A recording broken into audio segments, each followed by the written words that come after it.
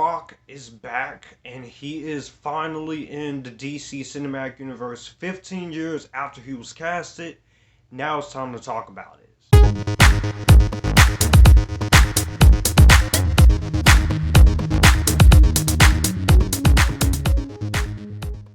What's up, everyone? This is Joshua here of Future Filmmaker Reviews. I talk movies, TV, and music, giving you guys my spoiler-free thoughts on Black Adam. This is the 12th entry in the DC Cinematic Universe. Of course, this is directed by Jaume Collet-Serra, stars Dwayne "The Rock" Johnson, Sarah Shahi, Pierce Brosnan, Noah Centineo. If you guys are new to the channel, if you like superhero talk or movie talk in general, all my social media links in the description box down below. For my social media, from Facebook all the way up to serialized. If you would like to send any money to my Cash App or my Chime, you can do that as well. There's also my Amazon wish list in the description box down below. If you'd like to send me anything from the wish list, you don't have to, but if you want to, that's my PO box is in the description box as well. That being said, let's talk about Black Adam.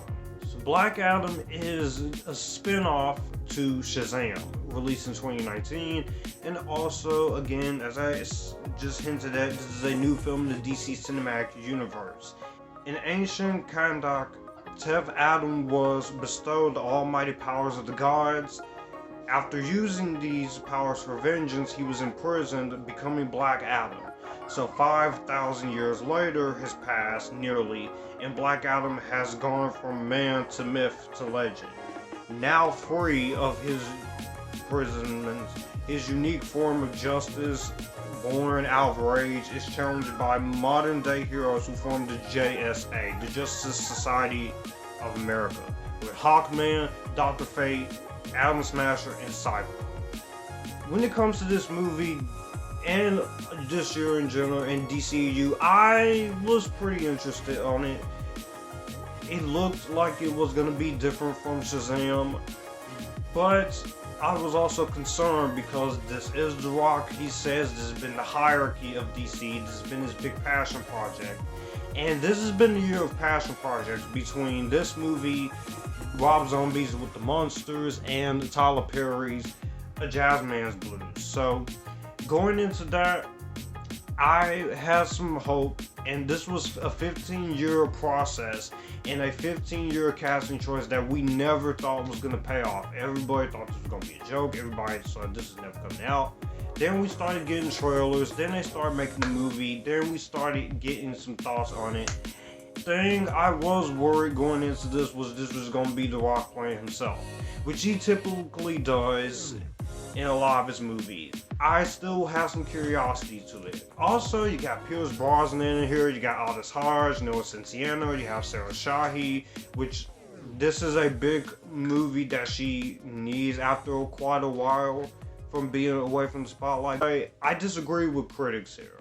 Okay, I understand there are some issues, and we'll get into those. But I want to talk about the things I like in this movie first. And obviously, the easiest thing in this movie we have to talk about is The Rock. Like I said, you could tell this is his passion project. You could tell that he's been ready to play this character, how he's been talking about how much he loves the character, how much he has been wanting to see this character be in live action, the light of day. I don't know a lot about Black Adam. I did some research on him, and I have seen him in some animated stuff, and I do know he fought Superman and Shazam once, so he was great here. Yes, it's obviously The Rock. He's able to play a villain once again, because the last time he played a villain was 2005's Doom. He's great here as Black Adam. I want to see where else they get here. He's not a hero or a villain. He just has a different way of doing things. He kills people, of course, has the power from Egyptian gods. You understand why he is the way he is. And his second DC role that he had with League of Super Pets, which I did not see Super Pets. I've heard some very mixed positive to negative things about it. The Rock, he's great here. He's charismatic. There are moments where he gets brutal, he gets intense, and he just shows that he's not a force to be messed with. So, also the rest of the cast here. You also have the JSA themselves. You got Pierce Brosnan as Dr. Fate. I liked him. He's a member of the JSA. He is awesome. I thought he is very good here. It's great to see him in this type of role. We know him as James Bond, of course, but Pierce Brosnan, he is always great here, and that's no exception here. I think he's very fun to watch as Dr. Fate. Aldous Hodge as Hawkman, he was also one of my favorite parts of the movie too. There's no Hawk Girl. I think we'll get Hawk Girl in the future, but Aldous Hodge, going from Jon Stewart in Green Lantern, Beware My Power, to here, and I've loved this guy ever since Straight Outta Compton. He was absolutely perfect as Hawkman. He's awesome, he gets the character down, he's the leader of the GSA, he's a lot of fun. Cinciano and Quintessa Swindle as Adam, Smasher, and Cyclone, I enjoyed those characters too. They don't have the most development of them, but I think they were pretty awesome as well. We gotta talk about Sarah Shahi. Like I said, this is her big franchise. This is her first time. So Sarah Shahi as Adriana Tomez.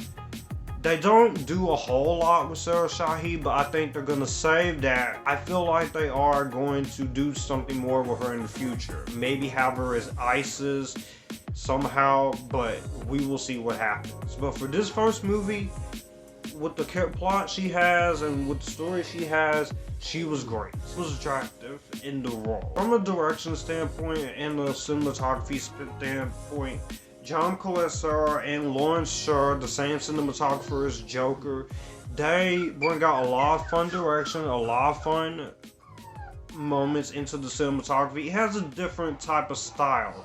It does have that traditional DCEU color palette, but it also takes a little bit of a more colorful approach when it comes to this. There's a lot more vibrancy here, there's a lot more color. For an anti-hero movie that is very intense when it comes to Black Adam, and I enjoyed what the cinematographer and the director has done. As I praised Jaume Collet-Serra in my last review for Orphan, he knows what he's doing behind the camera, even if the movie isn't always the greatest. Some great shots here, some great ways of using the camera with the action. I know the action is going to be divisive for people, but for me, I like the different approach to the directing and to the action. The score by Lauren Ball, badass. I love the score here, I love it, it's pretty awesome. It's a very engaging score. It does have that DCEU feel, but it also goes into its own direction. And Black Adam's theme is one of the most awesomest superhero themes in the entire DCEU.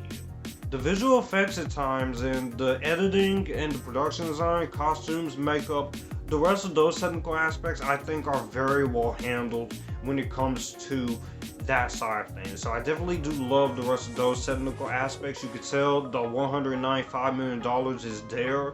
There are some good practical effects at times. There's some good uses of CGI. There is some of it that's a little iffy. Most of the CGI is very well done. Did love the lore that we get on Black Adam. They take some of the lore of Black Adam, we get some of it, some of his development, some of his knowledge. We get to know him a little bit, what his motivations are, what his rules are, how he operates, and that's the thing I appreciate. The movie, of course, it is a PG-13. It is a villain who is PG-13, and he's very brutal in the comics. But I was curious to see how they would take it with him, and they really did their job well. This movie could have benefited from a rated R, of course, because this movie was supposed to be rated R with 10 gruesome kills initially. But I will say for the PG-13, it does go there, it does get intense, it does get brutal at points, and it does get pretty violent at times. So this is not a movie for kids. I do love how they tie in stuff with the DCEU. You have some cameos here, which I'm not gonna spoil. I do like the fact that even though this is a new era of the DCEU, they do connect to some of the other stuff, like Batman and Wonder Woman and Shazam and Aquaman. And they're saying all of this is connected despite this being a new era of the DCEU. So I'm very curious to see how both sides of the old DCEU and this new era of DCEU is going to play out in the future with Gal Gadot and Jason Momoa, Henry Cavill, Ben Affleck, Sasha Calle, all of those come out in the future. And very much love the fact that this was his own beast. Of course, the story is nothing special. The characters mostly are nothing special to run home about. There's not much story development in terms of the story that we're given here, but it just wants to be a nice B ride. And for that, I did enjoy that part. Now moving on to my negatives, because there are some things I don't like in this movie. As I touched on, I will say there is some CGI that could have been a little bit polished. They did put the CGI to great use, but there is probably some iffy CGI in here that is a little noticeable. There's some comedy in this movie, so it's not all dark and serious. On one end, I definitely appreciated that. I always will give DC credit for wanting to be a little bit more lighter despite some dark elements. But on one end, when it comes to stuff with the Atom Smasher, I do feel like they try a little too hard to make him the Deadpool of the JSA, but it's far from the worst thing ever. So I feel like the movie needs to slow down a little bit. Even though I like this movie, it's 2 hours and 4 minutes, I will say you could have had at least 10-15 minutes or 20 extra minutes to slow down a little bit for some more character development with some stuff, especially with the human subplot. Don't get me wrong, I think Sarah Shahi great, she's amazing in the movie, but I will say her little subplot and the subplot with her son, I feel that could have been a little explored more into the script, and we could have had a little bit more downtime with extra 20 minutes. Also, I'm just gonna say it right now, Marwan Kazari is a good actor, but I cannot stand the villain in the end of this movie. Now, he's really cool looking with this villain. He's very cool looking, very great design.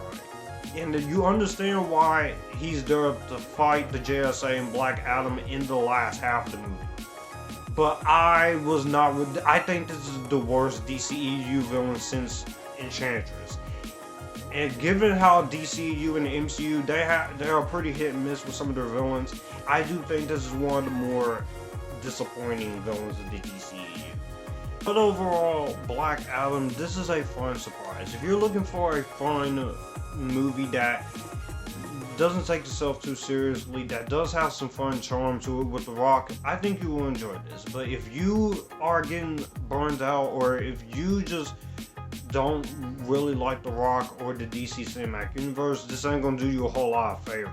But if you are a DC EU fan and an MCU fan, I think most of you, if not all of you, will enjoy this. There will be some detractors, of course, but as I said, it's not perfect. I do think the villain is weak. Some of the CGI is iffy. The story and some of the characters' development could have been a little bit more stronger, but there's a lot of good that outweighs the bad. I'm not siding with the critics on this, even though I am reviewing the film and critiquing it, but I just want to enjoy myself when it comes to these movies, for better and worse. Sometimes it's going to be great superhero movies, sometimes it's going to be good, sometimes it's going to be bad, sometimes it's going to be and sometimes it's going to be so bad it's entertaining. But Black Adam is one of my favorites in the DCU. I do want to see where they go with him in the future, and I will give this an Epictastic. Before I go, I do want to mention one more thing that I wanted to wait until the end of the review, and this made me very happy. Even though The Rock has been posting about it, there's been spoilers about it, we all knew there was going to be a cameo here by certain someone. I'm not going to say where it is, but all I'm going to say is that it's great to see my favorite DC hero back. If you know me, you know who my favorite DC superhero is. If not, I do have a t-shirt that tells you otherwise. All I'm gonna say is, welcome back, Henry Cavill.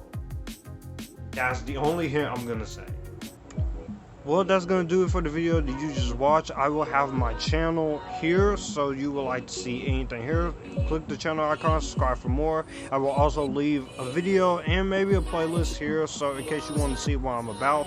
As always, stay Epictasticness, join the Epictasticness, and you guys keep it cool.